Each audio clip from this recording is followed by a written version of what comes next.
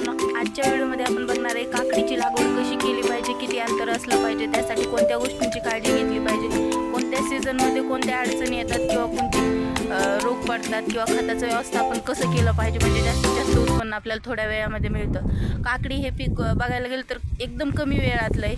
महिना सव्वा महिन्यामध्ये म्हणजे 45 दिवसाच्या आसपास ते लगेच सुरू होतं आणि जर आपण चांगल्या पद्धतीने जर त्याला टिकवलं तर ते 2 महिने चालतं, 3 महिने चालतं आणि नाही टिकलं गेलं आपल्याकडून त्याच्यावरती लवकरच रोग आला तर ते 15 दिवसातसुद्धा फिनिश होतो प्लॉट. आणि जर नागाईला कंट्रोल नाही झालं तर पूर्ण प्लॉटचंच नुकसान होतं.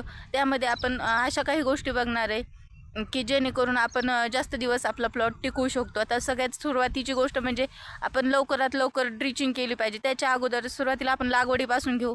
लागवड करताना काकडीची लागवड 6 बाय 6 फुटावरती असावी, म्हणजे 2 लाईनच्या मधलं अंतर 6 फूट असावं आणि 2 रोपांच्या मधलं अंतर 1.25 फूट असावं. तर बघायला गेलं आपल्या ठिबकची जी लेटर असती तिचं होलच 1.25 फुटावरती असतं. त्याच्यामुळं आपण जर 1.25 फुटावरती कुठलंही पीक लावलं ना काय होतं, डायरेक्ट त्या पिकाच्या बुडामध्ये ठिबक आपली ड्रीप जी असती ती गळती. त्याच्यामुळं आपण जे खतं सोडतो ड्रीपमधून वॉटर सोल्युबल जे खतं असतात ती खतं डायरेक्ट त्याला मुळामध्ये मिळतात आणि ते वाया जात नाहीत. दुसरी गोष्ट म्हणजे 2 वेलीच्या मधलं अंतर 1.25 फूट हे एकदम परफेक्ट आहे, कारण 1 फुटावरती लावल्यावरती दाट होतं आणि काही लोक 1.5 फुटावरती लावतात, ते पण थोडंसं पातळ होतं. आता काकडीचा विषय कसा असतो, प्रत्येक पानाला त्याला फुलं असतं आणि प्रत्येक पानापाशी जिथं फुल येतं तिथं तिला फळ असतं. त्याच्यामुळं आपण ॲव्हरेजचा जो विषय घेतला, बऱ्याच लोकांचा समज काय असतो की जास्त आपण जेवढी जास्त रोप लावतो किंवा जेवढी जास्त बियाणं बसेल तेवढं जास्त उत्पन्न निघेल, असं काही नसतं.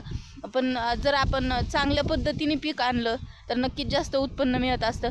म्हणजे जर जास्त दाटवाट लावायची आणि उत्पन्न जास्त निघणं असा समज असेल तर एकदम चुकीचं आहे ते. कारण काय होतं, जास्त दाटीवाटीने ना फक्त तडपान होतं, त्याच्यामध्ये फुलं लागत नाही. जरी फुलं लागली तरी ते फुलं गळण्याचं प्रमाण खूप जास्त राहतं, म्हणजे फुलं पिवळी पडून गळतात, कारण त्याला पुरेसा हवा नाही खेळती भेटत किंवा सेटिंगमध्ये पण थोडा प्रॉब्लेम येतो. आणि ज्या आपल्या म्हणजे दाटी होती त्याच्यामुळं काकड्या पण वाकड्या होतात आणि त्याची क्वालिटी खराब होती. आता ह्या सगळ्या गोष्टी लक्षात घेऊन त्याचं अंतर हे फिक्स असायला पाहिजे, म्हणजे जास्त. त्याच्यामुळं सगळ्यात सुरुवातीला ज्यावेळेस आपली काकडी उगवून येते 2 ते 3 दिवसाची मध्ये तिला पानं फुटायला सुरुवात होती आणि त्याच्यानंतर 4-5 दिवसानंतर आपण त्याला पहिली ड्रिचिंग केली पाहिजे. पहिल्या ड्रिचिंगमध्ये 19-19 आणि 1 ह्युमिक ॲसिड घ्यायचं. जर पावसाचे दिवस असतील तर एक चांगल्या पद्धतीचं बुरशीनाशक त्याच्यामध्ये मिक्स करायचं. म्हणजे 3 औषधाची एक ड्रिचिंग घेतली तर आपलं म्हणजे डबल ड्रिचिंग करायचं काम थोडंसं वाचतं. म्हणजे एकासाठी एक ड्रिचिंग करायची, म्हणजे डायरेक्ट खत आपण ठिबकमधून न सोडता डायरेक्ट बुडामध्ये ड्रिचिंग केलेली जास्त फायद्याची ठरते.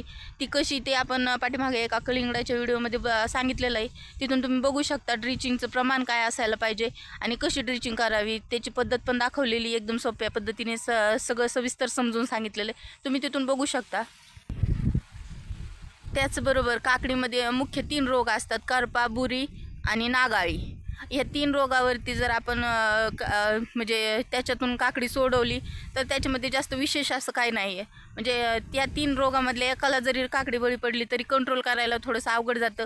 पण त्याच्यामध्ये जर नागाळी असेल तर आपण दमन 303 नावाचं एक औषध आहे ते वापरायचं. म्हणजे प्रमाणासकट मी पाठीमागे एका व्हिडिओमध्ये सांगितलेलं आहे, एकदम म्हणजे ते रिझल्टच देतं. जरी आपली एकदम असं वाटत असेल की आता काकडी सुधारू नाही शकत, पण तिथून पुढं ती कंट्रोल होतं.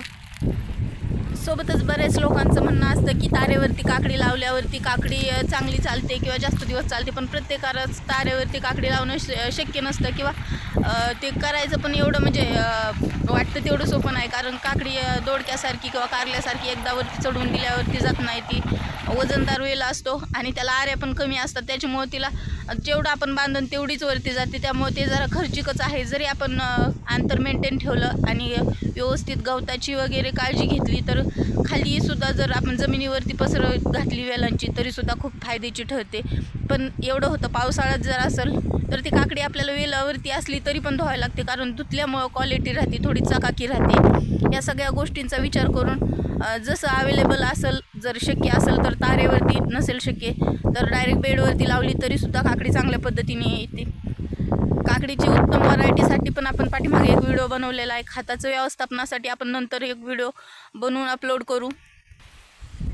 आजच्या व्हिडिओमध्ये इथपर्यंतच थांबूया. आपण काकडीच्या फुलाच्या सेटिंगसाठी आणि संपूर्ण खत व्यवस्थापनासाठी वॉटर सुलेबल असो किंवा इतर आपण ज्या फवारण्या असतील त्यासाठी सविस्तर एक व्हिडिओ बनवू. सोबतच व्हिडिओ कसा वाटला कमेंटमध्ये जरूर कळवा. तुम्ही काकडी कोणत्या पद्धतीने करता, पसर करता की तारेवरती करता ते कमेंटमध्ये कळवा.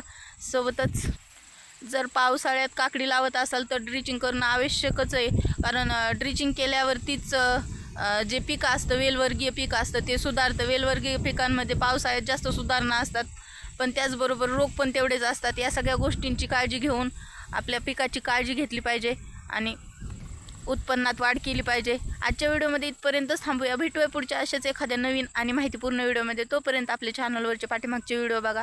चॅनलला नवीन पहिल्यांदाच आला असाल तर सबस्क्राईब करा. सोबतच जास्तीत जास्त व्हिडिओला शेअर करा. शेवटपर्यंत बघितल्याबद्दल धन्यवाद.